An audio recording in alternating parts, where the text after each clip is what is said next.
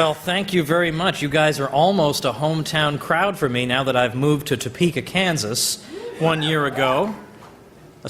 Tiny smattering of applause that elicits.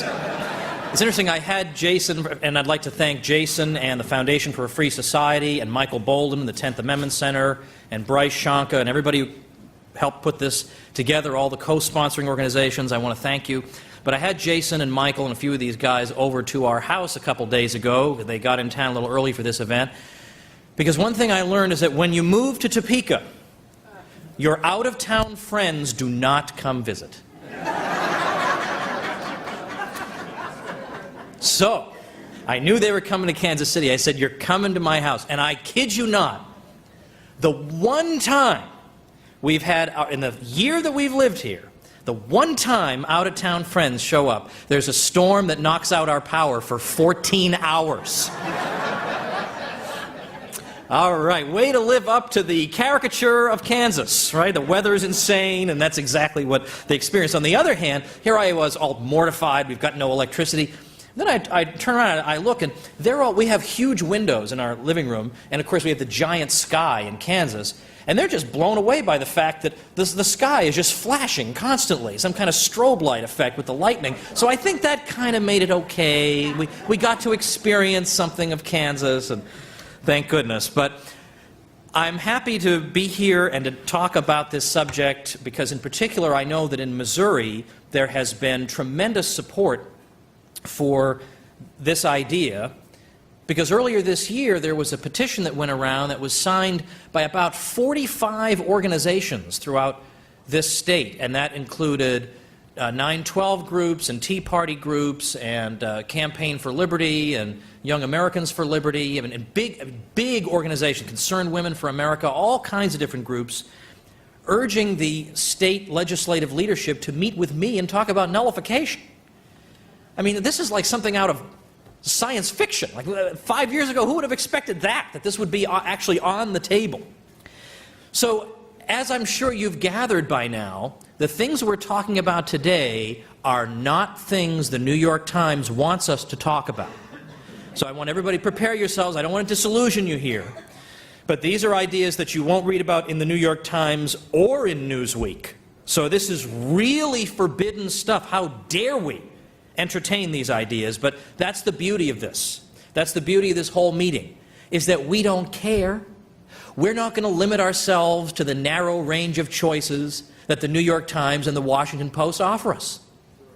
They are our enemies. They're not going to give us choices that are going to work for us. Why should we allow ourselves to be confined in our options by them?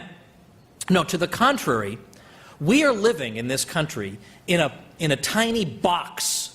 They've boxed us into a container that's, well, I was making it look bigger than it is. It's really like this big. It's about this big, and that container contains all the opinions you are allowed to hold. If you hold any opinion that doesn't fall into that box, well, then you'll be smeared and condemned, and obviously you're an extremist, because after all, if your opinions don't fall somewhere between Joe Biden and Mitt Romney, there must be something wrong with you, right? By definition, all respectable opinion is right in that 3 inches. And what we are doing here, and encouraging you to do, is to crush that box into the ground and set it on fire.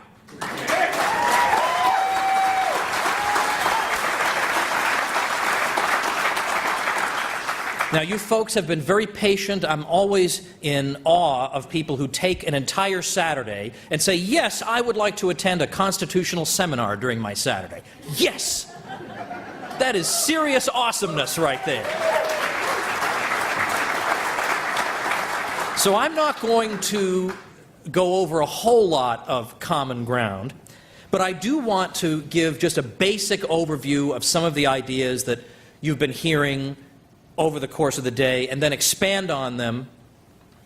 And in particular, what I'm talking about, of course, are what are known as the principles of 98. 98, of course, a reference to the seminal year 1798, when 2 of the most important yet consistently overlooked documents in all of American history, the Virginia and Kentucky resolutions, were drafted by James Madison and Thomas Jefferson, respectively. Now, I once explained to my 8-year-old, who was then 7, what the concept of nullification was. And I did that because she's 8 going on 58. She's reading, like last year when she was 7, she read Little Women, like the whole book. Like, this is not a normal kid in a good way, you know what I mean? She amazes me, and I know you're all sick of, oh, here's another father bragging about his kids. I'm sorry about that. But she really is unbelievable, and she blows me away constantly, but she wants to know what's in her daddy's books, right? She's read, look, I just read Little Women. How hard could nullification be? Come on. So she wants to know, and I keep saying to her, you know, you got to be a little bit older, and then maybe I think you could grasp it. And one night, she had just had it up to here with Daddy's excuses, and she said, no, I want you to try. I want you to try to explain it. So I did. And I just went like this. So I explained to her about what the government is, and I said, so what they decided to do was that I thought it would be dangerous if these people could just do anything they wanted. So what they decided to do was to compile a list of things they could do. And I kid you not, she said, but what if they do something that's not on the list? I told you, she gets right to the heart of things. And I said, well, that's what nullification is. That's when the states say, now, wait a minute, that's not on the list, so we're not doing it. And she thought that seemed just and fair. So I thought that makes her better than the whole Supreme Court.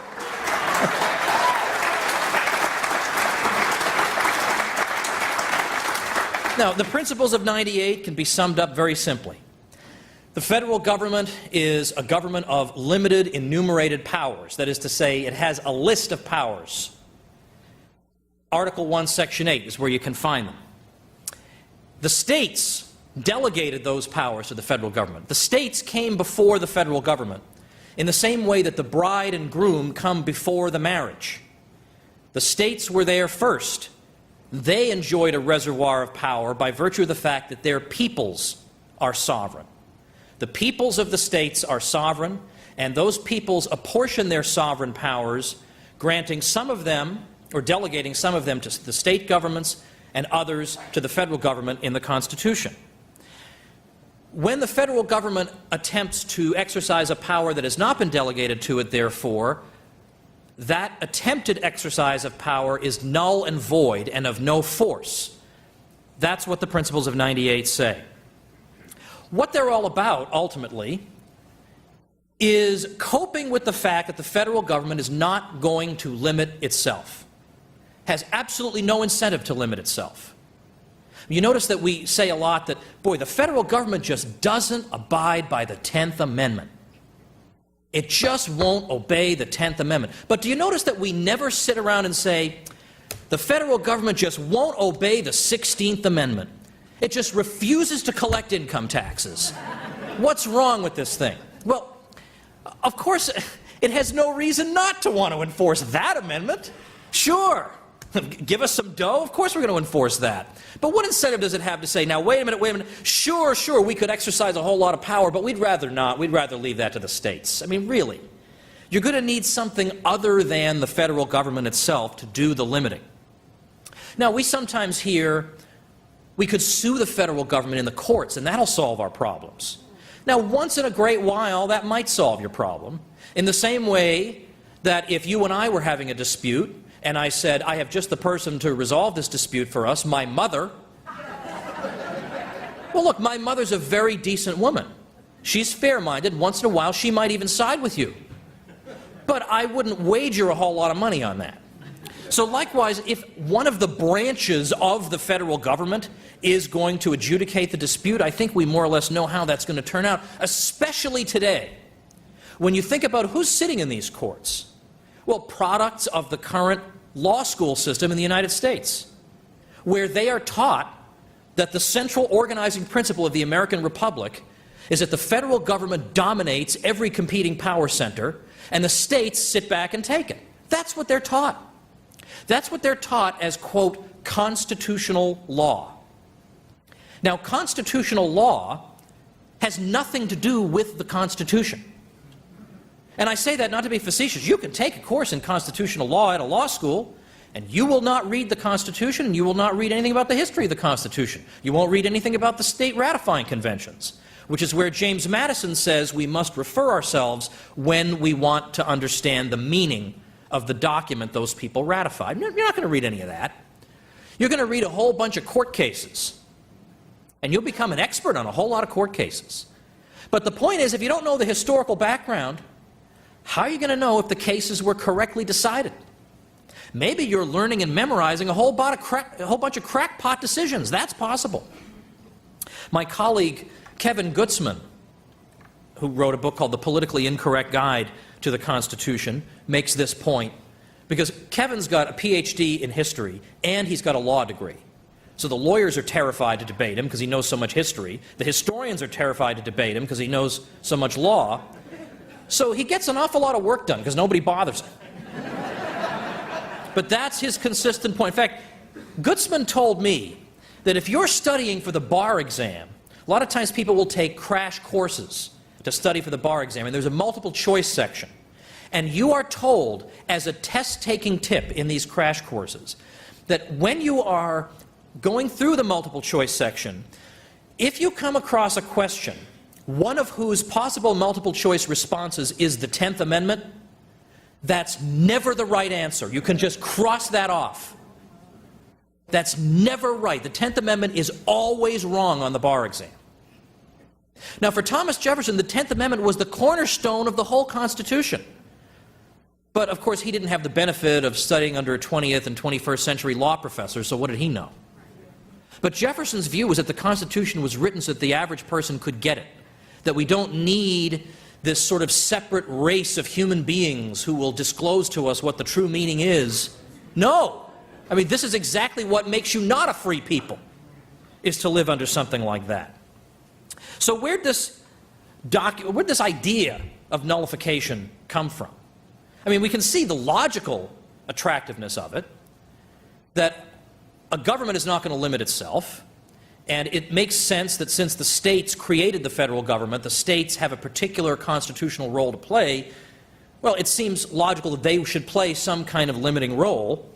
Where'd this come from? Was Jefferson just drunk one day and then he drafted it, and then the next day he had already sent it out to the legislature and then he regretted it? I mean, where did it come from? And it turns out that it came, we can trace it back at least 10 years earlier to the Virginia Ratifying Convention of 1788. Now, Virginia is the most important, influential state. Early on, a very populous state. Of course, you can think of all the great statesmen that come to us from Virginia. And at that ratifying convention, you had some skeptics. Should we ratify this thing? Patrick Henry was one of these skeptics. Now, this is some of you who have watched me talk about this on YouTube. I know this is familiar ground, but I'm always talking to new audiences, and I feel like the stand-up comic who, in the age of YouTube, feels like he has to have a new routine every night, but how could he do this all the time?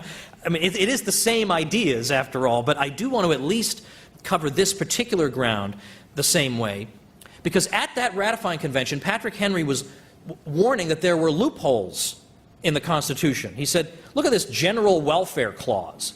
The federal government can do what it wants on behalf of the general welfare. He said, whoa, whoa, whoa. I mean, every tyrant who ever lived claimed that his oppressions were for the general welfare. This is going to come back to bite us you know where. And the response was from the Federalists. That is, these are the people, the Federalists was a name given to those who supported the Constitution in the ratifying conventions. Federalists said, no, don't worry about this. No, this is a limited government. So we have to understand those phrases in that context, that if you're thinking about the general welfare, yeah, well, when the federal government is exercising the powers that are given to it, it has to exercise those with an eye to the general welfare. It does not mean, here are all the powers we're giving you, plus anything you think might help, you could also do. We are not saying that. And in particular, there was a 5-man commission that was appointed to draft the official instrument by which Virginia would ratify the Constitution. And in that instrument, they would say, Virginia is officially ratifying the Constitution, but also here is the sense in which Virginia understands the document. And on that commission, we had, among other people, Edmund Randolph, who became the first Attorney General of the country. We had George Nicholas, who became the first Attorney General of Kentucky. These are serious legal minds, and they were saying, it was Randolph who said, don't worry, this is a limited government. The federal government is going to have only the powers expressly delegated to it. He used the words expressly delegated. Not, well, you could maybe infer they were delegated if you draw a maze through the Constitution connecting some of the words. No, only if the power is expressly delegated. And then we have George Nicholas, who said that if the federal government tries to reach for any additional power, Virginia will be exonerated from the exercise of that power because we never agreed to be bound by that. We're agreeing only to be bound by the powers listed in the Constitution. Now that is pretty darn close to nullification and the principles of 98. And as I say, these are not just a couple of yahoos that I just picked at random who just happened to stumble in drunk to the ratifying convention. I mean, these are future attorneys general who were drafting the document that would explain the meaning of the Constitution as Virginia understood it. Now, this sort of stuff that I'm just covering here, this is all available in primary sources. This isn't something that I conjured up out of thin air. And this is all stuff that you can find in the book that I wrote on this called Nullification. It's all in there. But you're not going to hear about this in a classroom. Moreover, James Madison, in his famous Report of 1800, addressed the objection, well, the courts will put everything right. He basically made clear that our system does not hold that legislators can be fallible, presidents can be fallible, but our judges are divine. That is not the nature of our system. He said, to the contrary, there has to be, in the last resort, when all three branches have betrayed us, there has to be some last resort mechanism of defense for the states. He called them the parties to the Constitution, which is exactly what they are, logically and historically. That's what Madison said in the Report of 1800. Again, we're not making this stuff up. Now, you talk about this, anytime you talk about the states, you already know, I'm sure some of you have been through this just as I have. The first sort of thing they're going to say is, oh, this was probably just some clever rationalization of slavery. The southern states probably invented this doctrine as a way of defending the slave system. Well, as you heard today, nothing could be further from the truth. And a lot of times people say nothing could be further from the truth, and they don't really mean that. I mean, really, when you say nothing could be further from the truth, you mean like up and down could not be further from each other. But I really mean nothing could be further from the truth than to say nullification was used to defend slavery. It was used to fight against slavery, as you've seen today. And in fact, what in the world would the southern states have needed to nullify regarding slavery? Federal law was perfectly friendly to slavery. What would they have needed to nullify? The argument doesn't even make sense. I mean, I know, again, I hate to break this to you, but Rachel Maddow is making an argument that does not make sense, so brace yourselves. Or, well, isn't this some kind of neo-Confederate doctrine? Because we know that means evil and all that. But in fact, what's interesting about the principles of 98 is that they're not a Southern doctrine and they're not a Northern doctrine. They're an American doctrine. And another point of this book is to dig up history that, again, is long forgotten, showing how Northern states engaged in this process. And in fact, it was the Confederate president, future Confederate President Jefferson Davis, when he gave his farewell speech to the U.S. Senate, he condemned nullification. South Carolina, when it seceded December 20th, 1860, one of their grievances was we're sick and tired of the North nullifying. Now, this isn't anything you're going to hear in Rachel Maddow. She doesn't know any of this. But we need to, because this makes people's heads spin when they hear this. And why does it make their heads spin? Because nobody is taught this, right? And we have just sort of come to accept it that, well, the schools teach propaganda, and what can you do about it? It is about time we stopped putting up with that, right?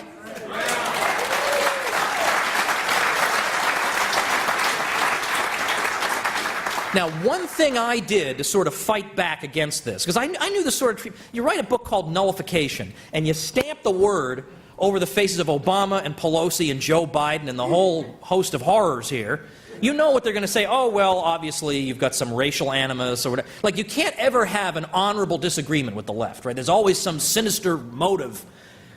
So, yeah, so the whole thing's absurd, of course. But so what I did was, and now I know nothing about cameras and multimedia and whatever. The only talent I have is writing. And I mean that literally. That's not false modesty. I've never changed a tire. I don't know how to fix my plumbing. I don't know. This is it. This is all I've got. So I got to defend this. I've got to defend the integrity of my work before the evil people come and try and tear it down. So what I did was I did get people who do know about multimedia, and I made a little promo video for the book. And the video is called Interview with a Zombie. And a few of you have seen that. Thank you. For those of you in here who use the internet, I would like to give you a homework assignment. This is your action item for today. In addition to supporting all the groups that help make this possible, I want you to go to a website. I purchased this domain name, interviewwithazombie.com. Can you believe that was available? I snatched it up for $7. And that way I don't have to say, hey, go look at my video. Go to YouTube, then type it. No. Just go to interviewwithazombie.com. And first of all, you'll notice, by the way, that the blooper tape from my video is also up there, which is 10 times funnier than the actual video, it turns out. But the idea of Interview with a Zombie was that I'm being interviewed for a television talk show hosted by an actual zombie. So I had a friend of mine, an economist actually. I'm sure there's a joke there, right? I mean, I'm not even going to... So he dressed up as a zombie, jumped at the chance, by the way, to dress up as a zombie. The market is not so good for economists these days, so he was so only too happy to do this. And the idea of the show is he's a zombie, and all he can do is say, we decided he can say only one word at a time. And he's going to interview me about my book, Nullification. So the first word of the interview is, he holds up the book and says, book. And so then I kind of look around and I explain what the book is about, and then he starts doing what the left would do. He starts throwing these sort of career-destroying smears at me. Slavery. And then I have to say, well, actually nullification was never used for slavery, whatever. And then it's neo-Confederate, which is that's like their worst word they can think of to use against you. So they use that one. So the zombie is using that, and racism, because the only reason you would ever want decentralized government is to oppress people, because centralized governments have never oppressed anybody, apparently. So that's all and it doesn't matter. The point of the video is, no matter how substantive my responses are, his follow-up question is always just another smear word. He never addresses the substance of my arguments, but he has an excuse. He's a zombie. What's Rachel Maddow's excuse? Now, you may say she's also a zombie, and I agree, that would explain a lot. But now this thing got all around the internet, and it was so beautifully done, and I had a professional voiceover guy do the beginning sequence, welcome to Interview with a Zombie. It was just perfect, right? And so now, anytime somebody addresses nullification without answering the arguments on their merits, but instead throwing out these phony baloney arguments that we've replied to millions of times, people call them zombies now. People will say, oh, there's another zombie attack on nullification. This is actually picked up. It's incredible. So that now there'll be some crazy left-wing thought control site like Think Progress or Media Matters, these thought controllers who want to shut down all debate in the country by intimidating people into silence. That's hard to do with me. I mean, at this point, I'm all out there at this point anyway. What more could they say about me they haven't already said? So it doesn't work on me. But in the comments section of their articles, half the people are saying, zombie, hey, you zombie, why don't you answer the argument on its merits, you zombie, zombie, zombie. And these people have no idea what in the world is going on here. It's great. It totally turns the tables on them. Now, I do want to say, now, I at the risk of sounding like some kind of ego case, and I get up here, oh, what is this guy just hawking a book or whatever? If I really wanted to make money, I would write things that say what the regime wants to hear, okay? But you don't make a whole lot of money saying the exact opposite. This is not about money, although my 4 children need to eat and all that and stuff. But I do want to say that one thing that I did do with this book, and also in the promo literature for this, Michael Bolden said I would be talking about the book, so I feel like I can get away with it without seeming like a crazy ego case. But the second half of it is documents from U.S. history showing you don't have to take my word for this. And in fact, by the way, I encourage you, go through the footnotes, see if I've misquoted anybody, see if I've taken anybody out of context. I would love to see somebody just go through and verify that I'm not lying about this. This is just stuff that's fallen down the Orwellian memory hole. But the second half is documents, like a Connecticut governor from the early 19th century, saying that the states have to be the sentinels of the liberties of the people, or the legislature of Wisconsin supporting the Supreme Court, State Supreme Court of Wisconsin, in fighting against the Fugitive Slave Act, or over and over and over. It's all there, stuff that we are not given, right? We never read this stuff. But the thing that I'm the proudest of in that section is if you don't read the primary sources in the book, I'll be disappointed, but at least read the document by the Virginia judge Abel Upshur, U-P-S-H-U-R. Abel Upshur is in here. I forget which chapter it is, but you'll see it. Upshur, who wrote in the 1830s, is one of the most unjustly neglected legal minds of the 19th century. And Upshur wrote the most persuasive pamphlet on behalf of nullification that I've ever read. And how did I find? I found an original copy from 1833. How did I find that? I was doing some research in the Columbia University Library, and I stumbled upon a folder filled with old pamphlets in it. So curious, I opened it up. There's this thing by Upshur I'd never seen before. And then I did some research. It was reprinted 2 years later in a magazine in 1835. And then it had not ever seen the light of day ever since. And of course, the students at Columbia University were not exactly beating the doors down to get a copy of this pamphlet on nullification, which is the great thing about studying and writing about things that are not officially approved among the range of allowable opinion, is that the books you need are always there on the shelf. No one's taken them out. I didn't have any problem finding this thing. So I got this thing and I photocopied it, and I thought, this is incredible. And I thought, someday I'll have an opportunity to do something with this. Now it's in here. It's here forever. And I'm telling you, you'll read this and say, this is the most persuasive argument for nullification I've ever seen. It addresses all the objections. I wonder why we don't read about it in our history books. Well, I leave the answer to that question to the student as an exercise. Now, the best part of nullification, to me, is precisely that it involves thinking outside this box. That's what is best about it. Because thinking inside the box is what got our country to where it is now. And if we just keep on doing the same old thing, probably we're going to get the same old results. Probably that's just going to keep on happening. So maybe we have to think differently. And again, who cares about human respect? And gee, the editorial page of the New York Times won't like me. Well, you know what, I'll tell you. The best thing that ever happened to me was in early 2005, the New York Times editorial page attacked me by name because they did not like my book, The Politically Incorrect Guide to American History, which was on their bestseller list. They hated every minute of that. So they condemned it. How dare he say these things? And notice, again, they don't refute you.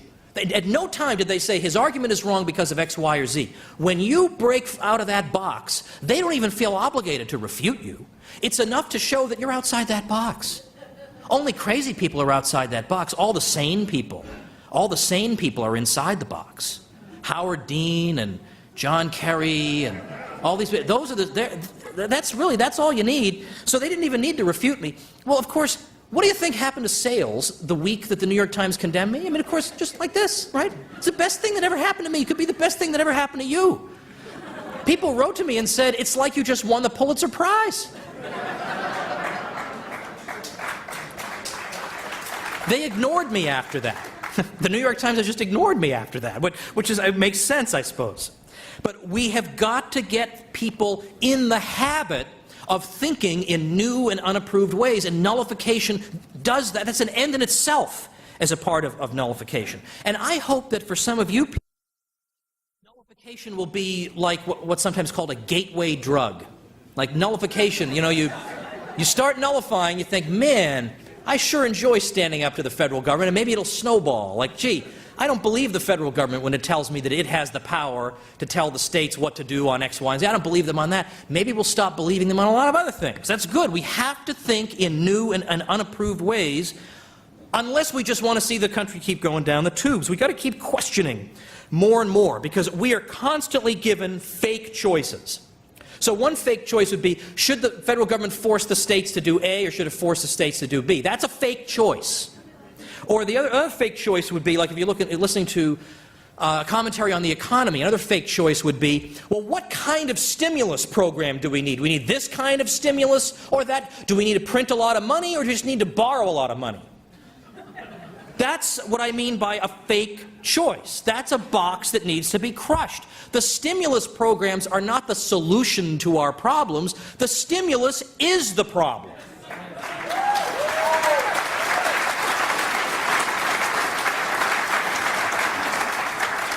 On my site, I have a website, tomwoods.com, and it's no longer, I don't think it's on the front page anymore, but I did do a blog post last week or so, and the blog post listed about 16 different forms of stimulus, and it still didn't get all of them. 16 different forms of stimulus that we've seen over the past 10 years. And it's stimulus to everything, stimulus to the banks and to home building or to car purchases or to money market mutual funds or just whatever it is. Stimulus, stimulus, stimulus. That's what we've gotten. And where has it gotten us? And the whole thing got started with stimulus to begin with. Let's stimulate the housing market in 2001. That's what I talk about in Meltdown, is that this was the problem. What stimulates the housing market is when people decide to buy houses, not when they print up a lot of money and throw it at housing. This is what I mean, that we're being given these false choices. Which kind of... What would have to happen? How bad would the economy have to get for these geniuses to admit that maybe the problem hasn't been not enough stimulus, maybe the problem is these alleged remedies themselves? Or which policy should the Federal Reserve follow? Should it print up this much or that much money? Should it lower interest rates down to here or even further down to here? That's a false choice, and we get this constantly. What is it about the economy that requires a Soviet-style central planning agency dictating interest rates in the first place? That's what causes our problems.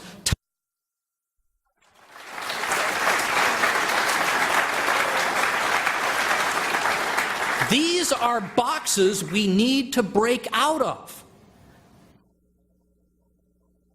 But what's more, we need to break out of the whole version of history that we've been taught.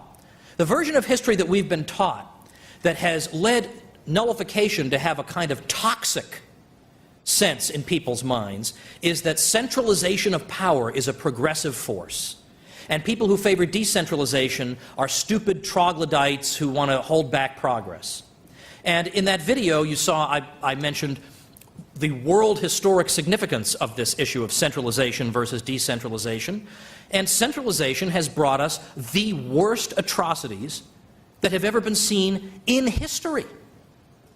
The moral benefit of the doubt belongs to the decentralizers. We have to break out of this version of world history and this version of American history that teaches us that centralization of power is a good thing. The other aspect of history that we need to get out of, and this is, I'm sorry, one more thing. I have this book, Rollback, that deals with this. What I want to roll back is not just the government budget.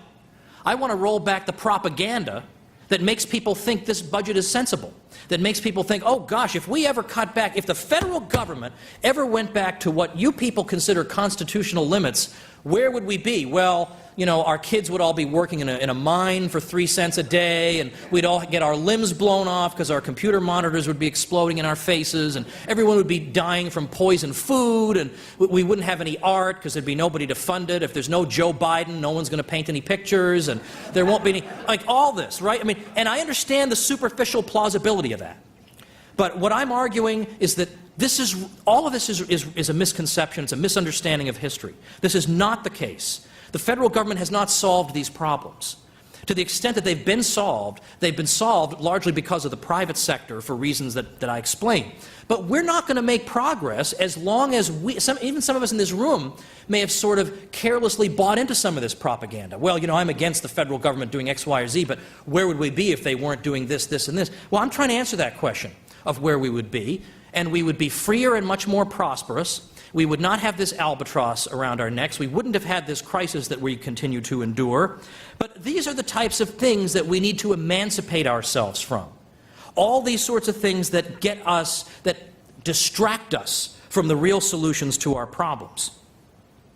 The media, in short, has put us into ideological prison camps where we are confined to debating issues along the narrow range that our wise overlords have established for us. That, oh good heavens, I better not be to the left of Hillary Clinton or to the right of Bob Dole, or the earth will break free of its axis and go spinning toward the sun. We can't have that. We are stuck on these in these ideological prison camps. But these are unusual prison camps because these camps have no guns, they have no guards, they have no gates, they have no guard dogs. The only thing keeping us there is ourselves. As long as we play by their rules and we confine ourselves to the choices and to the version of history laid out for us by the New York Times, we will never be free. But if we think about, albeit a more dramatic example, the case of the Soviet Union, which was a place where it seemed completely hopeless to many people that there would ever be any type of change. And yet what happened? Was it that the Soviet Union ran out of bullets to mow down all the protesters? I mean, what exactly happened? It was ultimately that and all throughout Eastern Europe, the people just wouldn't follow orders anymore. They just wouldn't do it. They wouldn't be kicked around anymore. And ultimately, when the mass of the public says we're not going to be treated like this anymore, things do change. Because the people responsible for putting us in this situation are a small minority. We are the majority. We're the people. We're the ones ruled. Yeah. When our opinions change, regimes fall or change. And it can happen peacefully, simply by the withdrawal of consent. I no longer consent to be intimidated by your phony version of history, to be bossed around by you in ways entirely unlawful and immoral. We need to think in this way. In other words, it's all in our own hands. We have it in our own hands to break free of these shackles. For as Lord Byron said, who would be free themselves must strike the blow. Thank you very much.